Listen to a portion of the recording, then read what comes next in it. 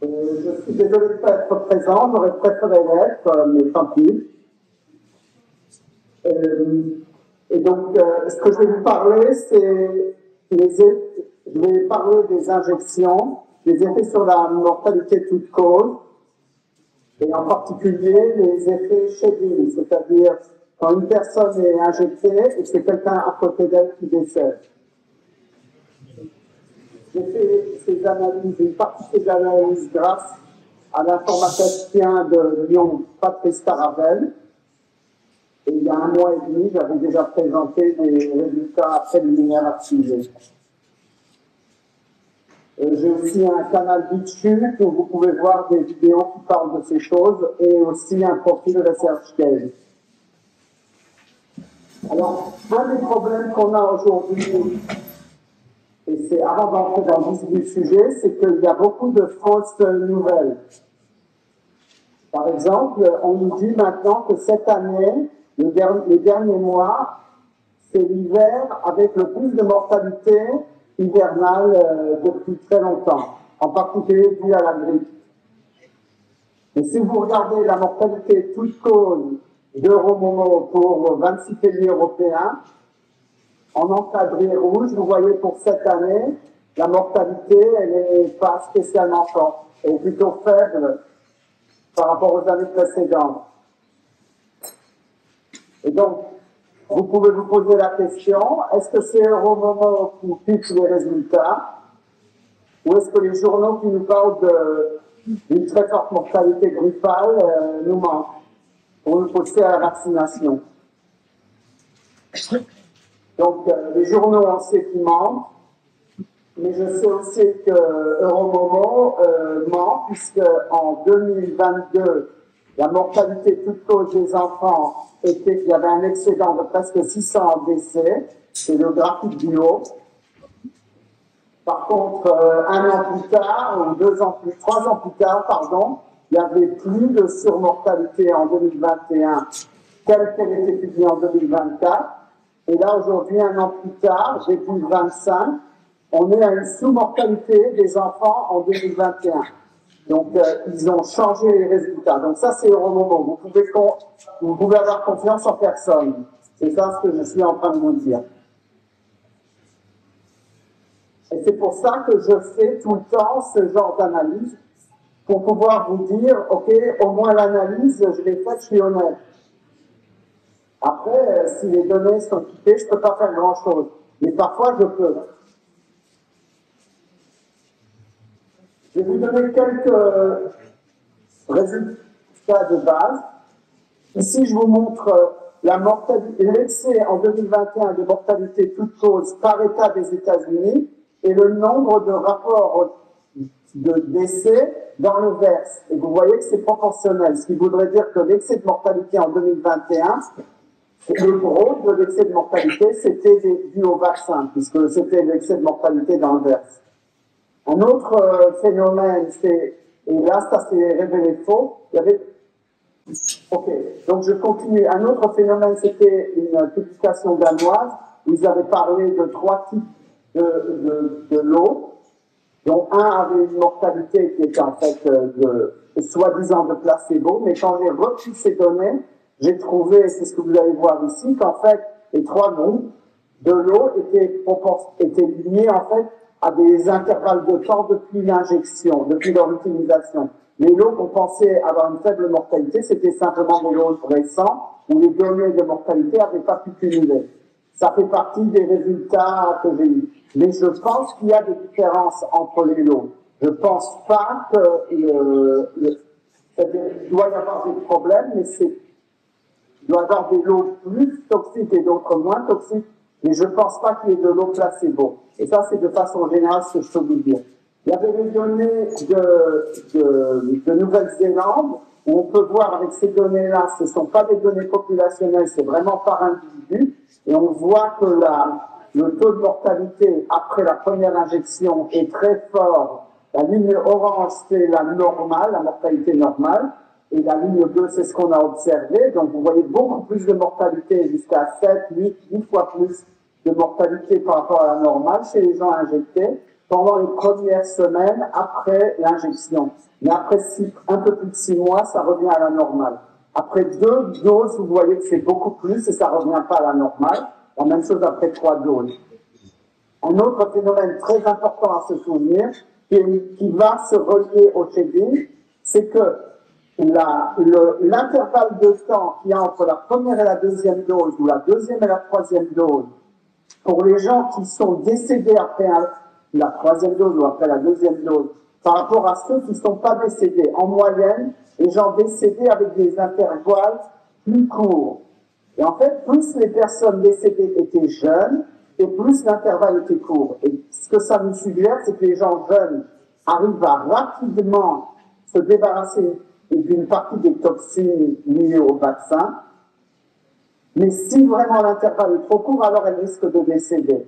Par contre, les gens au-dessus de 60 ans, le fait d'avoir un intervalle long n'a pas beaucoup d'influence. On ne fait pas beaucoup moins. Mais ça nous dit qu'il y a une expression de ce qu'il y a dans le vaccin qui se fait beaucoup plus vite chez les jeunes. Et plus on est jeune, et plus ça se fait vite. Et ça, c'est important de s'en souvenir. Dernier point, avant d'entrer dans le vif du sujet, c'est que j'avais fait des mesures de... En fait, ce que vous avez dans le graphique, en haut à gauche, c'est le taux de mortalité par âge. En axe des X horizontales, c'est l'âge. Et en axe des Y, c'est la mortalité annuelle pour ce âge. En bleu, c'est une certaine année.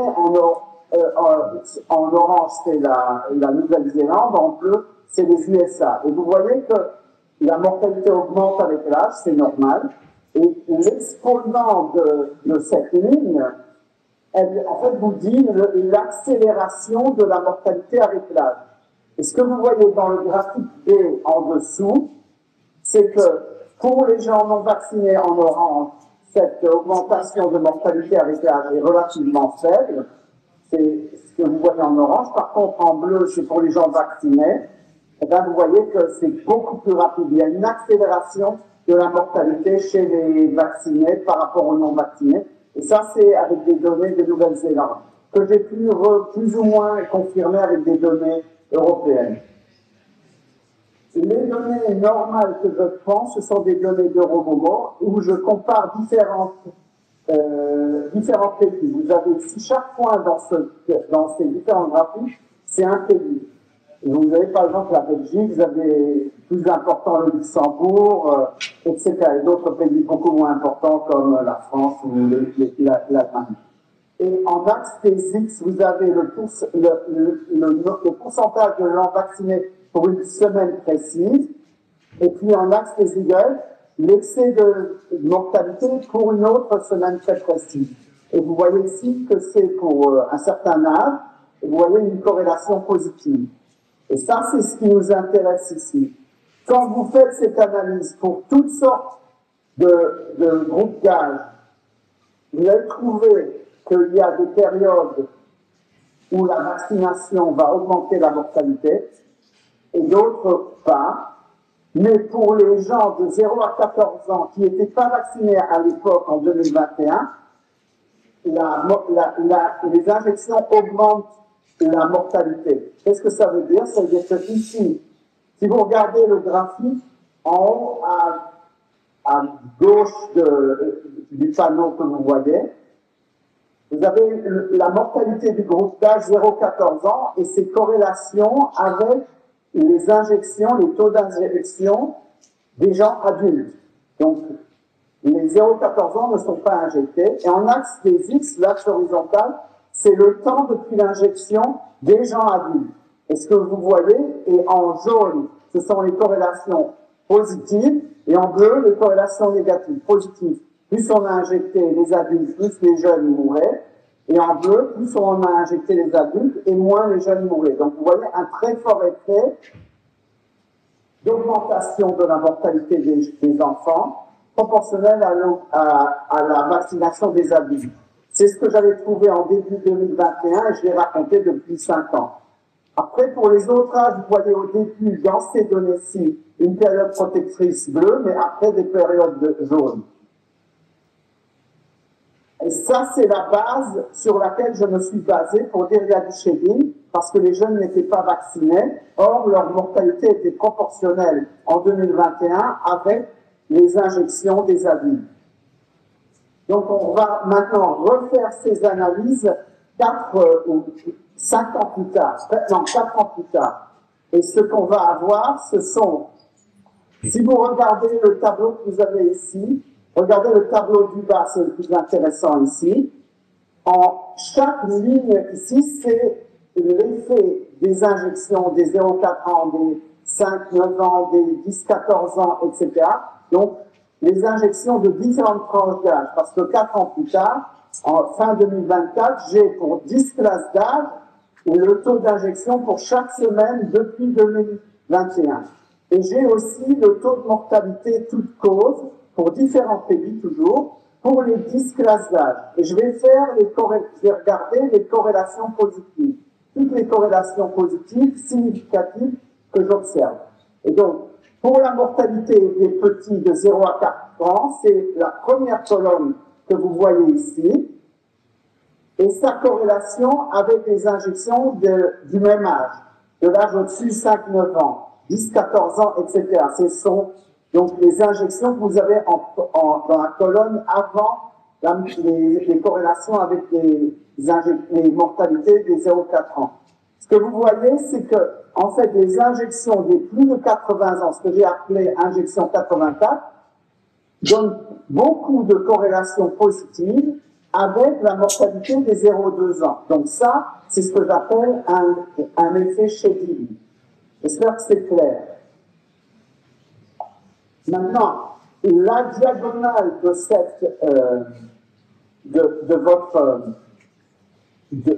ce tableau, c'est l'effet des injections d'un âge sur la mortalité du même âge. Par exemple, ici, quand vous avez 25, c'est les injections des 10-14 ans sur la mortalité des 10-14 ans. C'est là où vous avez ce truc en vert, 25. Maintenant, quand vous regardez, bien, en jaune, j'ai mis les excès, quand il y a trop de corrélations positives par rapport à une attente au hasard.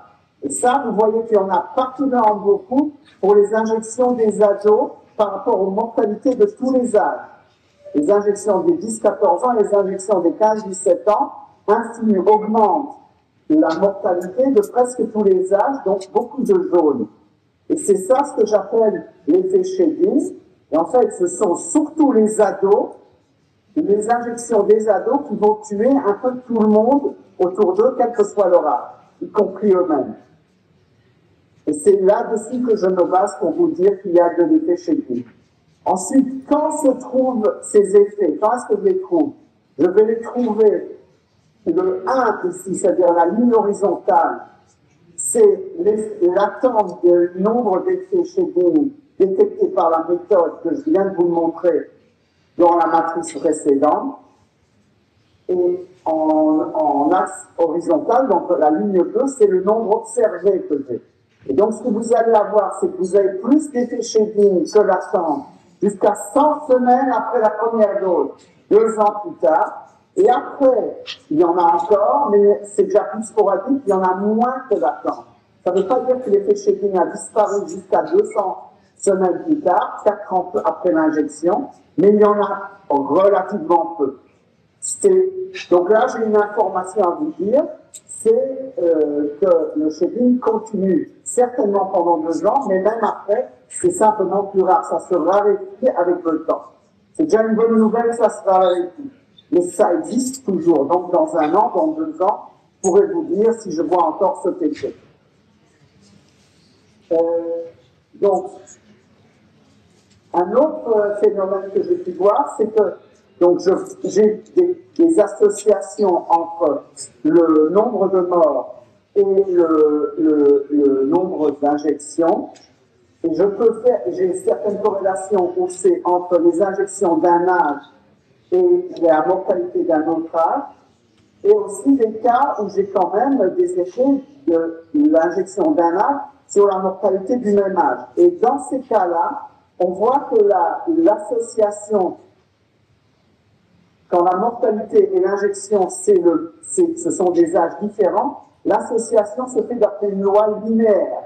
Par contre, quand c'est sur le même âge, c'est une loi synergique, c'est-à-dire que apparemment, il s'agit d'un effet des injectés sur d'autres injectés. Et donc, l'effet synergique nous reflète le fait que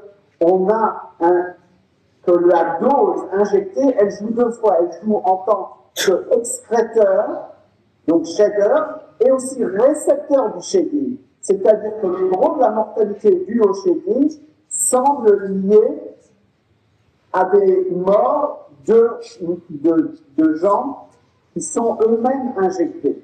C'est-à-dire que c'est une interaction entre la dose d'un injecté et la dose d'un autre injecté qui va faire l'excès de mortalité. Et c'est ce que vous voyez ici dans cette ligne orange. C'est un schéma, évidemment.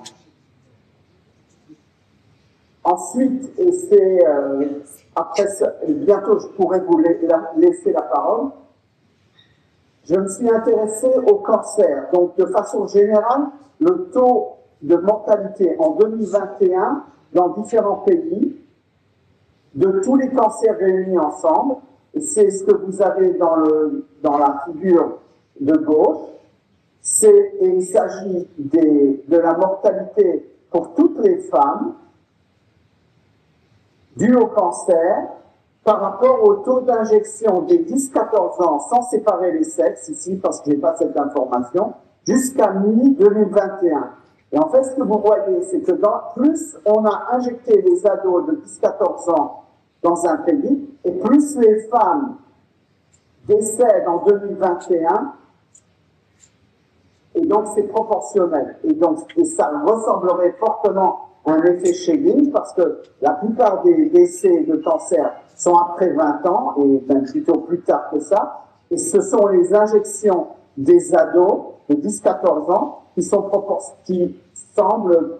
fortement associées au décès par cancer des femmes. Spécifiquement des femmes, j'ai beaucoup moins vu ce phénomène chez les hommes. Et quand je prends un cancer spécifique comme le cancer de l'œsophage, ça c'est le graphique ici, donc de droite, c'est toujours pour les femmes, donc les décès des femmes des cancers de l'œsophage, pour toute l'année 2021, par rapport aux injections des 10-14 ans, sans séparer les sexes. Donc là, vous avez un cancer spécifique. Le graphique d'avant, c'était pour tous les cancers réunis. Mais ce qu'il a d'intéressant, ce cancer, il n'existe pas avant l'âge de 20 ans. C'est-à-dire que là, vous êtes certain que c'est un effet shading. C'est-à-dire que ce sont les injections des 10-14 ans qui sont corrélées positivement, qui s'associent au décès des cancers de femmes, cancer de l'œsophage, qui n'existe pas avant l'âge de 20 ans. Donc ça, c'est super important. Et de façon globale, si on prend le graphique de gauche, pour chaque injection d'ado jusqu'à mi-2021, on a 2 femmes qui vont décéder d'ici fin 2021. Alors, c'est difficile à croire, ce 2, c'est absolument invraisemblable à mon avis, mais en tout cas, c'est ça le phénomène que j'ai observé. Maintenant, quand je regarde cancer par cancer, et ça je le vois pour les femmes, donc vous avez ici une trentaine de cancers. Le graphique que vous venez de voir ici à gauche, il est représenté par la dernière ligne, all cancers, tous les cancers. Et vous avez ici la corrélation pour les 10-14 ans. Vous avez une corrélation significative pour les injections des 15-17 ans, encore toujours significative, mais moins pour les 18-24 ans. Et après, vous n'avez plus de corrélations. En jaune, j'ai mis les corrélations qui ont une certaine significativité statistique. Et donc, ce que vous voyez, ce sont les injections des jeunes, surtout des 10-14 ans, qui s'associent avec la mortalité due au cancer. Et en fait, presque tous les cancers chez les femmes. Et les 8 premiers cancers listés ici, les 10 premiers cancers listés ici, sont particuliers parce qu'ils n'existent pas avant l'âge de 20 ans. Et donc, la mortalité de femmes de plus de 20 ans est proportionnelle aux injections des 10-14 ans. Après, vous avez encore toujours ce genre de phénomène, mais beaucoup moins fort. Il y a certains cancers où je ne vois pas cet effet, comme la leucémie, qui pourtant est très fréquente chez les enfants, ou le cancer du foie, etc. Mais la plupart des cancers suivent le motif que je vous raconte. Le dernier résultat que j'ai en fait, c'est un résultat que j'ai eu littéralement, c'est il y a 1 heure. J'ai regardé pour l'effet que je vous ai montré ici, pour tous les âges, chez les femmes, donc la mortalité du cancer des femmes, tous les cancers réunis par rapport aux injections des 0-14 ans. J'ai regardé ça, cette fois-ci en séparant âge par âge. Et ce que je vois au-dessus de cette ligne ici, vous avez un effet significatif, en bleu les hommes, en orange les femmes. Ce que vous voyez, c'est que l'augmentation des décès de cancer associés aux injections des 10-14 ans, cette augmentation de décès de cancer se fait avant 45 ans. C'est-à-dire que le phénomène que vous avez vu ici, il est surtout lié à des décès du cancer qui sont en fait des cancers jeunes, avant 45 ans, et ça se voit par le nombre de fois que les lignes oranges ou bleues dépassent la ligne horizontale grise. Et donc maintenant, moi j'ai fini, je vous ai dit à peu près tout ce que j'avais à vous dire, et vous pouvez me parler. C'est-à-dire, il faut me rendre... Voilà, c'est tout.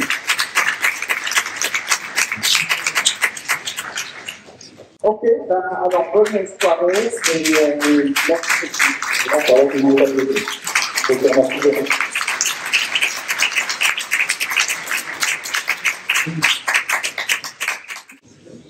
Alors, si vous allez sur... Parce qu'on s'est vu à Vierzon, il avait déjà fait cette conférence à Vierzon. Et ce qui en était sorti, c'est que les gens qui sont vaccinés sont beaucoup plus contaminants entre vaccinés. Donc, entre vaccinés, ils auront beaucoup plus de soucis que quelqu'un qui n'est pas vacciné avec un vacciné. Et c'est pour ça que, je ne sais pas s'il l'a dit ici dans la conférence, j'étais occupé, mais par exemple, entre les enfants vaccinés et la maman vaccinée, ben là, comme ils sont très proches l'un de l'autre, c'est encore plus dangereux. Donc c'est vraiment diabolique, hein, comme effet secondaire, enfin effet primaire de la vaccination, de l'injection. Donc, mais si vous allez donc sur www.bonsensbelgique.be, vous retrouverez ce qui a été mis à Vierzon. Ça passe très bien, le son était très bon. Et les explications sont un peu plus claires, le son est bien meilleur. Donc je vous invite à aller revoir cette vidéo. Et il dit que je ne me suis pas gouré dans mon explication. Donc il dit que quelqu'un qui est vacciné et qui autour de lui n'a que des personnes non vaccinées a beaucoup plus de chances que s'il est entouré de personnes vaccinées. Donc, la personne vaccinée. Donc ça ne va pas augmenter les effets qu'il pourrait avoir. Donc quelque part vivre au fond des bois, quoi. Mais bon, c'est quelque part impossible. Comment? Les effets sur les non vaccinés. Oui. Il y a une dame qui demande quel est le chiffre sur les gens qui ne sont pas vaccinés. 14 ans, qui n'étaient pas vaccinés du tout à l'époque, proportion de vaccination des adultes. Donc il y a un effet. Je ne sais pas de combien, j'ai beaucoup travaillé pour essayer de l'évaluer. Je pense qu'il existe et qu'il est proportionnel au nombre de vaccinations que les vaccinés ont eues. Je ne suis pas certain de cet effet. Les choses que je vous montre là, la plus grosse question, c'est l'interprétation. Mais le phénomène, l'observation est probablement réel, à moins qu'on ait pipé les résultats. Pourquoi es-tu intéressé au chélibu? C'est simplement quand à l'époque, en début 2021, j'ai regardé s'il y avait une corrélation entre la mortalité toute cause et le taux d'injection, et j'avais des données par pays. Je vous ai montré ces données, où il y avait les noms des pays, Belgique, Luxembourg, Pays-Bas, hein, et puis d'autres petits pays autour qui comptent pas. Et donc j'ai vu ça, et quand j'ai fait ça, Je me suis dit, bah, regarde, toujours, il y a aussi les données pour les 0-14 ans. Ça sert à rien parce qu'ils ne seront pas vaccinés, mais autant le faire comme une sorte de contrôle négatif. Alors, donc, je m'attendais à avoir aucune corrélation, évidemment. Et ce que j'ai trouvé, c'était l'inverse. Si vous vous souvenez, je vous ai montré un graphique où il n'y avait que du jaune, et c'était seulement pour les gosses. Et jaune, ça voulait dire corrélation positive. Et donc ça, c'était l'inverse de ce qu'on s'attendait. Donc je me suis rendu compte que le shedding, ça existait, que c'était super fort. Donc, dans le cas d'une personne vaccinée qui a un effet de shedding sur une personne non vaccinée, on parle bien de la transmission de la protéine spike. Je n'ai pas de preuve de rien. Je sais simplement, j'ai une association entre vaccination et décès. Et donc, je ne sais pas comment ça se fait. J'imagine, comme vous, que c'est la protéine spike, mais en théorie, ça peut être autre chose. Et le fait qu'on voit ça surtout sur les ados, ça suggère, ça je ne l'ai pas dit quand je vous ai parlé il y a une demi-heure, ça suggère que c'est un phénomène qui est lié à l'adolescence. Les excrétions des ados, c'est donc probablement des phéromones ou un excès de transpiration, quelque chose de ce style. Puisque vous voyez que l'effet est particulièrement fort pour les gens entre 10 et 20 ans. Donc j'imagine que c'est un phénomène de type phéromonal. Et peut-être que les femmes sont plus réceptives à ça que les hommes. Peut-être, j'en sais rien, hein, j'ai aucune idée. On te remercie beaucoup. Oui. Tout le monde a un peu